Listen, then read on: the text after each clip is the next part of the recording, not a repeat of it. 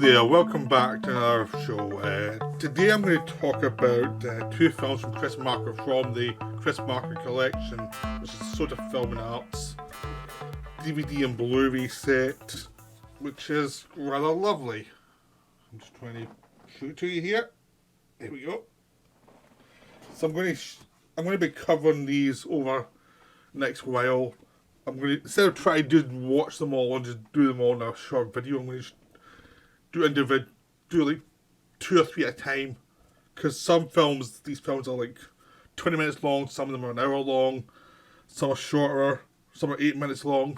So it depends on the film and the length and what the film is, how long it'll take me to cover it. So I'm just going to do it in stages, because Chris Marker has a very kind of a career that isn't really concerned so much with like commerciality. He is an art house director of documentaries, mainly documentaries. He did La Jetée, which became 12 Monkeys later as a remake, but most of the time he works within the format of documentaries.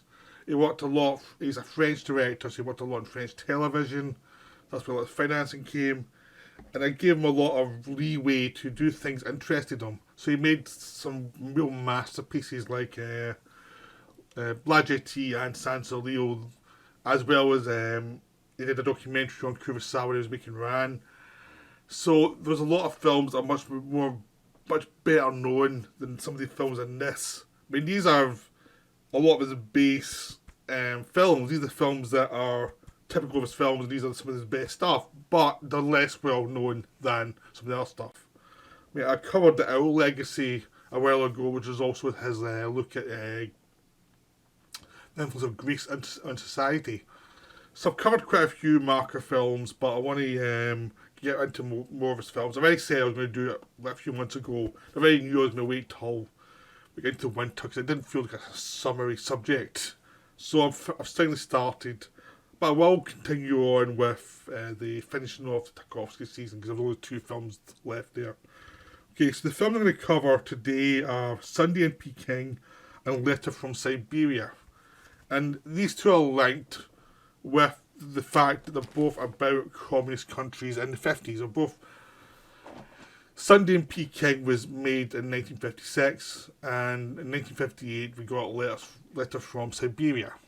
And what would happen a lot was Marker would go to certain locations and start filming and find out the people's lives in those areas, and not actually go in with a traditional view of how to make a documentary. Documentary is a subject matter. You're going to focus on this subject matter, and that's it, and it's all about this subject matter. Like, what are the difficulties of the subject matter, what are the joys of this subject, and that becomes a documentary. Chris Marker was much more about what was the life of the people he was covering, what was their interest, but not in a way that was like just grabbing a few people in that shoe. It's just much more like he entered the area he was in and covered the area, and what was the general feeling of the area rather than a specific thing of a few people's point of view. It was try to cover what the mood of the area was. And in this case, it was looking into the lives of normal people in communist countries, so that it wasn't just like in the 50s, you basically did communist witch hunts in America. Essentially, in the 50s, America got very scared of the potential for communism for various reasons. I mean, the world had just fought against totalitarian states of Nazi Germany and Japan. You know, they had done a lot of damage, and as soon as the war with Germany was over, the war suddenly switched to Russia straight away. It was already suspicious of Russia, but now Germany was crushed for a second time. The war no longer the buffer of Germany. Now it was basically America versus Russia, with China at the side being kind of ignored, but always there. And there was a fear of communism, because communism was socialism, which was about the workers' rights.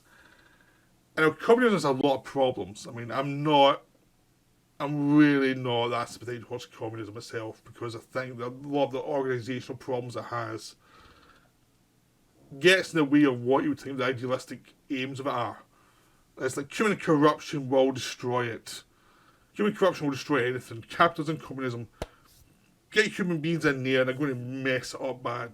And communism is very easy to manipulate because it's got the idealism, but it's also got a lot of space for double talk and corruption. And communism is the one ideology that's left more deaths in the countries out of view than any other ideology.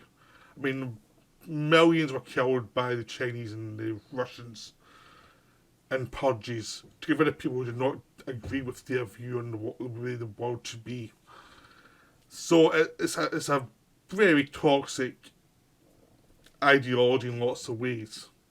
But it's based on the idea that workers should have rights, workers should have the rights to have a say in how they present themselves, how they live and how they work. They've got rights just as much as any kind of organising like administrator has. Which is a fair deal, actually. It is actually a logical point of view, but human beings can mess it all up. And that's where I always have a problem with communism and socialism. Is like, yeah, it doesn't seem to work. We've tried to mess it up too much. And there's lots of more complicated reasons for that, and how people are, and how you can be good at one thing and not good at another thing, and there's lots of problems of thinking you can do things you can't do, and there's very complicated human being stuff.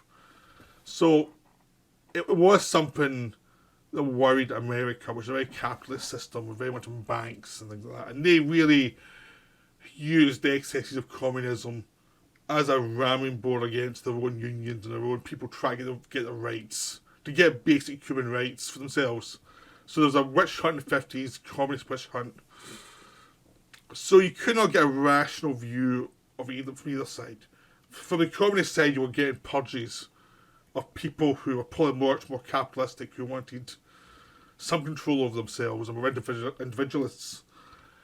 While in the West, you had the West being fearful of communism. There's a red under every bed, and a lot of paranoia about that, and how communism would lead to subversion and all this other stuff. So it was a very crazy time. So making a film about communism that was sympathetic was always going to be controversial. It was something you could not do in America. Even doing it in France, which is a much more liberal left-wing country generally, would be difficult. But Chris Marker did it anyway. So he went to China and then he went to Russia, and he made these films about the human side of what people were actually. And the thing you find out is people are people wherever you go, and whether you're capitalist or communist, you still have to build things, you still have to organise things, you still have people doing different jobs within a society, and they're not as different as you think. You've got your idealistic thing at the top of how the things should work, and then it gets down to the people. So one of the problems with communism is how people manipulate it. But one of the saving graces of any system is people in the bottom of the society, the people who are not the leaders, also manipulate it to actually just be functional and to make it work and make their lives reasonable. So it's like a double-edged sword with human beings. It's like the thing that saves them is the thing that also damns them.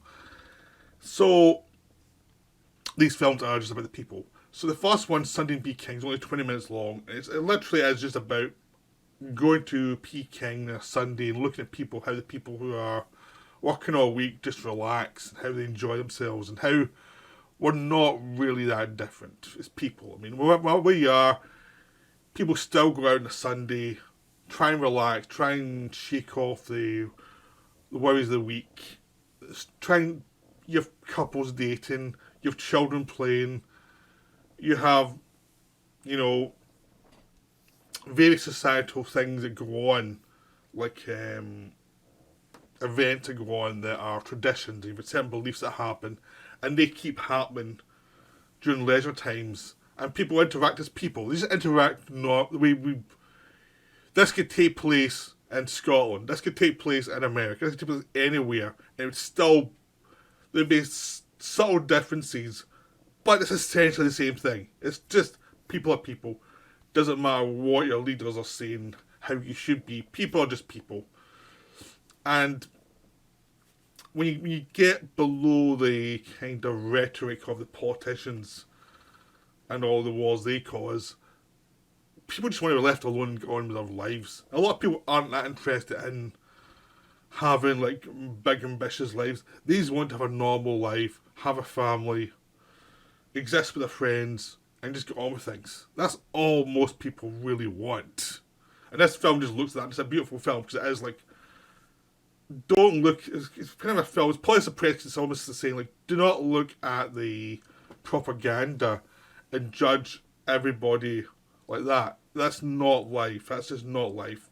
Most people are not like that. Most people are just normal people who just get on with their lives. And that's what's beautiful with the film. It's about people just getting on with their lives, and it's something anyone you're watching can identify with it. And it's just like, yeah, that's the way people are. I mean, people just want to live, and by taking the most extreme thing from a Western perspective of, okay, this is a different culture, different skin colour, but here's how we're all bound to each other. It works beautifully. It really is, because you're just seeing different types of people you can recognise from your own social circles quite easily, or just from towns you've been in. You see, I know I've seen some people like this, I've seen people like this. You know, it's just very identifiable. And Chris Marker does all the voiceovers talking about the culture. And what he's really talking about is how the social culture works beyond the propaganda of what we expect from that structure. What you expect from that structure is people in uniforms telling people how to be, telling people how to react at all times. And what you get here in the 50s in China is a revolution that's taking place because the people who did not, at the bottom, did not like being put under boot for an emperor and for a social system that was a bunch of warlords who were fighting for hundreds of thousands of years and causing havoc, and they had a revolution. And they're quite happy now to have had that revolution. You know, that's kind of the reality of it. Of course, there are downsides to everything. There are some dark sides the film is going to go into, but it assumes you know about those dark sides. But it's looking at what the human side of it, and it is just saying, look, this is what happened. This is what people had to deal with, and this is what the after effect. I mean, we're still going through that now with China, as China's a far more complicated country than the media will actually allow. It's got censorship, it's got lots of problems, but it's also not as black and white as everybody assumes, because no country is. Every country has their issues, and every country has their politicians who are probably fairly corrupt, and you've also got the people as well who are not really into a lot of stuff that politicians are. You know, they just try to get on with it. I mean, in Britain, if most people could not care less with politicians.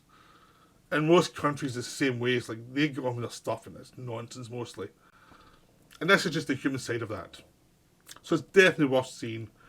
I mean, I'm sure there are differences now in China than there was then, but I'm sure there's also similarities. It's just one of those things. Like, communism does not start from nowhere. It starts from people saying, "Why are we getting screwed over?" At least the things that become difficult, like the purges of certain capitalistic interests that the communists don't like. But it doesn't start from nowhere, and this film shows you it doesn't start from nowhere. But it's more complicated than just a idealistic point of view that you might get from either the left or the right of, this is why this is perfect, or this is why this is perfect. It's like, neither are perfect. Both of them have massive problems. So that's the first film. It's kind of a sketch, though. Letter from Siberia is much more interesting. It's a film I really liked. It takes place obviously in Siberia, because when you think of Siberia, you think of, you know, people been sent from the Kremlin who have disobeyed Stalin or Khrushchev, who are sent there to die, basically. And it is a very difficult place because it is a place of extreme weather. It's either really cold or you can get pretty warm in the summer, apparently. I never knew about that. There's the snow for a lot of the time. There's lots of different wild animals. And there's a culture that built up through hunting and surviving through hunting, and just knowledge of hunting was a big thing for a long time. To survive in this area, you had to be good at certain things. You had to have a wide set of skills. And it's something that's taught to children pretty quickly, is how to survive. Because it's an unforgiving place to grow up.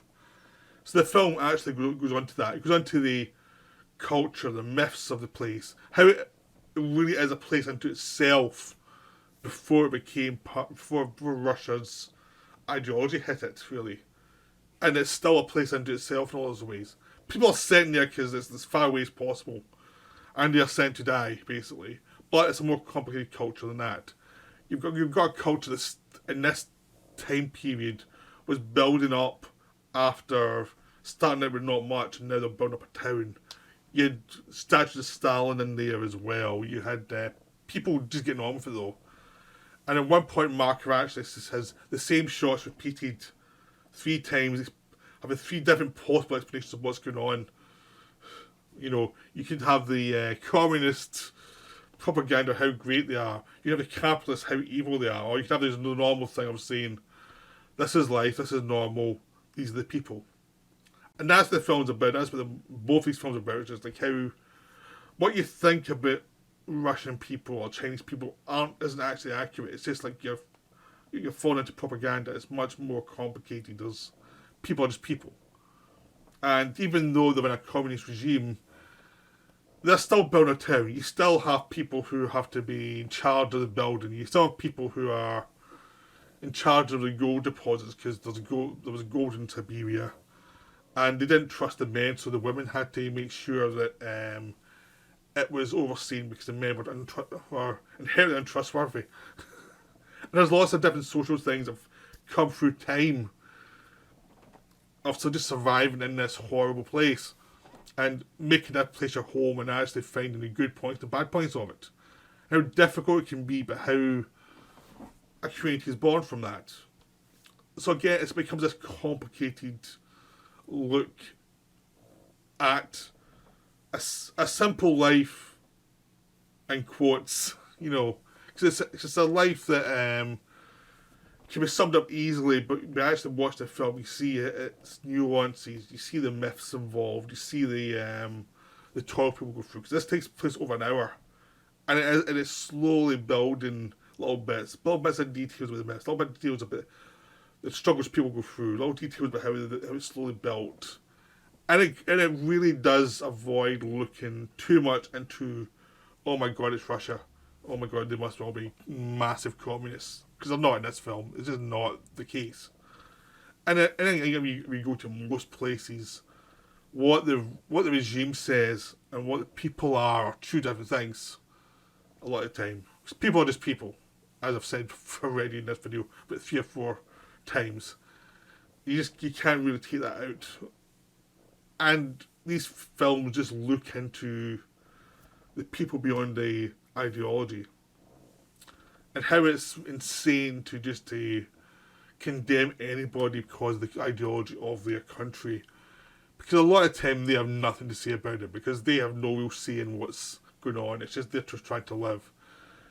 And the way the culture is based on where the culture was, and it's evolved, and it will evolve again over time, and these people keep on surviving through that. Because since this film was made, communism collapsed. We now have Putinism, and we now have a China that's different from what it was then. You know, and we'll see how it evolves since then. But both these countries were based on the fact that they had, Russia the Tsars and China the emperors. and there was a lot of corruption, and people were under for a long time with this corruption, and eventually they get sick of it. So it's going to take a while to get through the different areas that led to communism. I like to think communism was the only way you're ahead, and how do you move on from that, but be a sane society? It's going to take time, which is what this film is promoting. It just takes time to actually evolve and do something, because it came from extremism, and you have to try and give it time. But that's just implied just by watching people live their lives. It's just like there's no black and white here. And that's the big thing with these films is, even if Marco has a political point of view, he always tends to go beyond that to see what's driving the people rather than what's driving his point of view. It's much more about what are these cultures? What have I learned from these cultures while I've been there? Like, there's an eye in this always. There's always a sense of what he's observing, so that you know it's subjective, but it's also trying to find out what can I learn from these people. What was there that wasn't apparent to me when I first came here, and how these lives are actually lived in these circumstances that seem very different from our Western culture, but actually aren't as different as we think. So I hope you enjoyed this video. I mean, I'm trying to explain films that are difficult to explain. I've experienced these more than... There's no real narratives involved, so it's an experience. I just have to talk through the experience of these films. So I hope you enjoyed this. I'll be doing more of these films. I'm pretty sure a few people will be watching them. It's probably going to be my lowest ever views, but I'm going to keep doing them because I'm enjoying watching them. So do your best to find Chris Marker stuff because they are brilliant. So I'll be back soon with some more. See you later.